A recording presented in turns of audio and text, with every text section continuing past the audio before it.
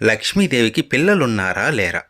పురాణాల ప్రకారం మహాలక్ష్మికి ఒక పుత్రుడున్నాడు. మనం సుఖ సంపదలతో సంతోషంగా ఉండాలంటే లక్ష్మీ కటాక్షం అవసరం. ఆమె అనుగ్రహం కొరకు ఎన్నో పూజలు చేస్తాం. లక్ష్మీదేవిని ఐశ్వర్యానికి, సంపదకు చిహ్నంగా భావిస్తాం. అందువలన ఆమె గర్వపడుతుందని భావించిన శ్రీ మహావిష్ణువు ఆమె అహం తగ్గించడానికి ప్రయత్నం చేస్తూ, ఒక స్త్రీ తాను స్త్రీగా పరిపూర్ణత సాధించాలంటే ఆమె తల్లి కావాలని చెప్పడంతో లక్ష్మీదేవి నిరాశకు లోనవుతుంది. ఆ క్రమంలో ఆమె పార్వతీదేవిని కలిసి తనకు ఒక పుత్రుని దత్తతగా ఇవ్వమని కోరుతుంది. అప్పుడు పార్వతీదేవి, నువ్వు ఒక చోట స్థిరంగా ఉండవు కదా, నా పుత్రుని నీతో ఎలా పంపేది అంటుంది. అందుకు లక్ష్మీదేవి, నిజమే, నేను ఒక చోట నిలకడగా ఉండలేను, కానీ నేను వెళ్ళిన ప్రతి చోటకు నీ పుత్రుని నా వెంట పెట్టుకుని వెళ్తాను.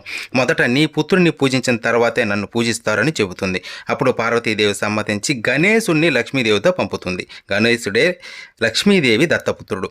అందుకే దీపావళి రోజున మొదట వినాయకుడిని పూజించి తర్వాత మహాలక్ష్మిని పూజిస్తారు.